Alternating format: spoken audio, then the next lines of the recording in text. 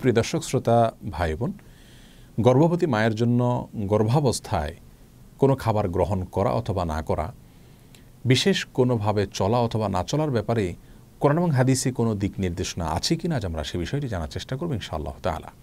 প্রিয় দর্শক, আমাদের সমাজে গর্ভবতী মায়েদের জন্য বিশেষ কিছু খাবারকে, বিশেষ কিছু চালচলনকে নিষিদ্ধ এবং ক্ষতিকর মনে করা হয়ে থাকে। তন্মধ্য থেকে সবচেয়ে প্রসিদ্ধ হলো চন্দ্রগ্রহণ অথবা সূর্যগ্রহণের সময় গর্ভবতী মায়েরা যেন কোনো অবস্থাতেই বাসা বাড়ি থেকে, ঘর থেকে বের না হন।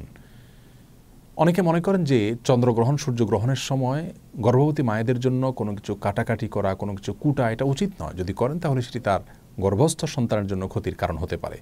অনেকে মনে করেন যে গর্ভাবস্থায় যদি কেউ যমজ কলা খান তাহলে তার সন্তান যমজ হবে। অনেকে মনে করেন যে গর্ভাবস্থায় কোনো মায়ের জন্য ডিম খাওয়া উচিত নয়, তাহলে সন্তানের চোখ কুসুমের মতো হলদে বর্ণ হবে। ডাব খাওয়া উচিত নয়, তাহলে ঘোলাটে হবে। অমুকটা খাওয়া উচিত নয়, তাহলে তমুকটা হবে।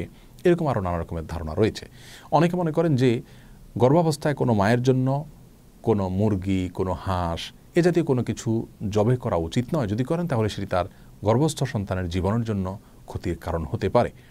অনেকে মনে করেন যে গর্ভবতী মায়েরা প্লেট ইত্যাদি চেটে খেলে, মুছে খেলে ভালো করে, তাহলে সেক্ষেত্রে তাদের কন্যা সন্তান হওয়ার সম্ভাবনা রয়েছে।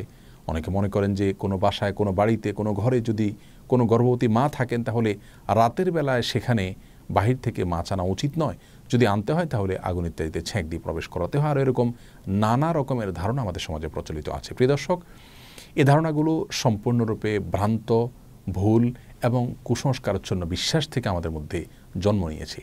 এর মধ্যে কিছু কিছু ধারণা রয়েছে যেগুলো চরম আপত্তিকর এবং একই সঙ্গে হাস্যকর। যেমন যমজ কলা খেলে গর্ভবতী মায়ের যমজ সন্তান হতে পারে। এই ধারণাটি শুধু ভ্রান্তই নয়, একই সঙ্গে এটি হাস্যকর এবং আপত্তিকর। একজন মায়ের জন্য বা যে কোনো বাবার জন্য একটি গর্ভ থেকে যদি একাধিক সন্তান জন্ম হয়, সেটা তাদের জন্য খুশির বিষয়, আনন্দের বিষয়। এটা কখনো তাদের জন্য ক্ষতির, এটা তাদের জন্য নিষিদ্ধ কোনো বিষয় হতে পারে না। বিধায় এটিকে নিষিদ্ধ মনে করা বা যমজ কলা গর্ভবতী মায়ের জন্য খাওয়াকে খারাপ মনে করা, এটি মূর্খতা প্রসূত একটি বিশ্বাস। সেই সাথে যে কোনো মুসলিমের জন্য, যে কোনো মানুষের জন্য খাবারের পাত্র, প্লেট, এটাকে ভালো করে মুছে চেটে খাওয়া উচিত। এটাকে অপচয় করা উচিত নয়, কোনো খাবার নষ্ট করা উচিত নয়, বরং ভালো করে মুছে এবং পরিষ্কার করে খাওয়াটাই হলো সুন্নাহ। আর এই সুন্নাহটি নারী পুরুষ সকলের জন্য প্রযোজ্য, গর্ভবতী এবং সাধারণ অবস্থায় যে কোনো মানুষের জন্য এটি প্রযোজ্য। সুতরাং প্লেট পরিষ্কার করে খাওয়া বা মুছে খাওয়া, চেটে খাওয়া, এটাকে খারাপ মনে করা, এটাকে অপয়া মনে করা, নিষিদ্ধ মনে করা, সেটি মূর্খতা এবং সুন্নাহ বিরোধী একটি বিশ্বাস। আর প্লেট মুছে খেলে গর্ভবতী মা কন্যা সন্তান জন্ম দিবেন, সেটি প্রথমত ভ্রান্ত কথা। দ্বিতীয়ত, কন্যা সন্তান জন্ম দেওয়া এটা তো ভালো বিষয়। কোরআন এবং হাদিসের কোথাও পুত্র সন্তান জন্ম দেওয়ার জন্য বিশেষ কোনো ফজিলতের কথা আমরা জানি না, কিন্তু কন্যা সন্তান জন্ম দিলে সেক্ষেত্রে মা বাবার জন্য সেটি আখিরাতে নাজাতের মাধ্যম হবে, জান্নাতে যাওয়ার উপায় হবে, এরকম বিভিন্ন হাদিসের কথা আমরা জানতে পারি। সুতরাং এই সমস্ত ভ্রান্ত বিশ্বাসগুলো আমাদের সমাজ থেকে দূর করার চেষ্টা আমাদের করতে হবে। প্রিয় দর্শক, মনে রাখা উচিত একজন মুসলিমের কি করা উচিত, কি করা উচিত নয়, কি খাওয়া উচিত, কি খাওয়া উচিত নয়, কোন জিনিসটা তার জন্য কল্যাণকর আর কোনটা ক্ষতিকর, এটি জানার দুটি উপায় রয়েছে। তার প্রথমটি হলো ওয়াহি তথা কোরআন এবং হাদিস। কোরআন এবং হাদিসে যদি আমাদের জন্য কোনো কিছুকে কল্যাণকর বলা হয় বা অকল্যাণকর বলে আমাদের জন্য জানানো হয়, তাহলে সেটিকে অবশ্যই আমাদের মেনে চলা উচিত।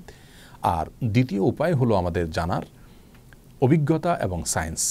অভিজ্ঞতার মাধ্যমে, বিজ্ঞানের মাধ্যমে যদি আমরা জানতে পারি যে কোনো বস্তুর মাঝে আমাদের জন্য কল্যাণ নিহিত রেখেছেন আল্লাহ তাআলা অথবা অকল্যাণ নিহিত রেখেছেন, তাহলে সেটাকে অবশ্যই আমরা আমল নেব এবং মেনে চলব।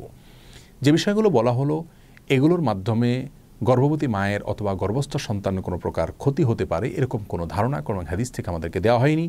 আর অভিজ্ঞতা তথা সায়েন্স থেকে এরকম কোনো ধারণা আমরা পাইনি, যার কারণে এগুলো সম্পূর্ণরূপে কুসংস্কার এবং ভ্রান্ত বিশ্বাস থেকে আমাদের সমাজে জন্ম নিয়েছে। এই ভ্রান্ত বিশ্বাসগুলো আমাদেরকে দূর করার চেষ্টা করতে হবে।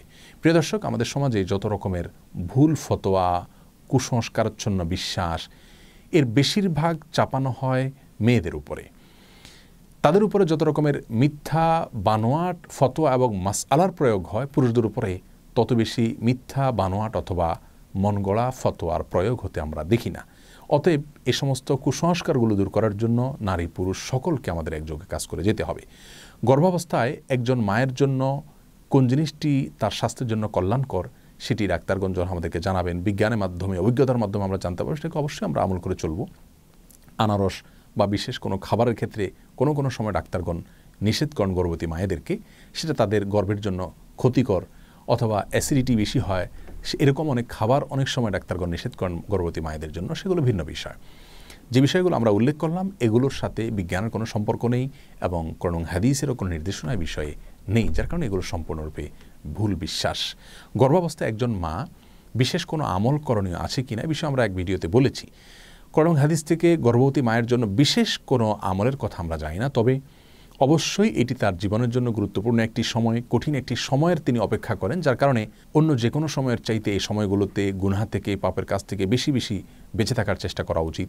তার উচিত গান বাজনা থেকে এবং হারাম ফিল্ম দেখা থেকে এবং যে কোনো ধরনের গুনাহ থেকে বেশি থেকে বেশি বেঁচে থাকার চেষ্টা করা, যাতে করে আল্লাহ রাব্বুল আলামিনের অনুগ্রহ তিনি বেশি থেকে বেশি অর্জন করতে পারেন। এবং সাধারণ নেক আমলগুলো করা উচিত, জিকির আজকার করা উচিত, আল্লাহর স্মরণ করা উচিত, গর্ভস্থ সন্তান যেন নেক হয় সেজন্য দোয়া করা উচিত এবং আল্লাহ যেন তার কঠিন মুহূর্তটা সহজ করে দেন সেজন্য দোয়া করা উচিত এবং নেক আমল করা উচিত।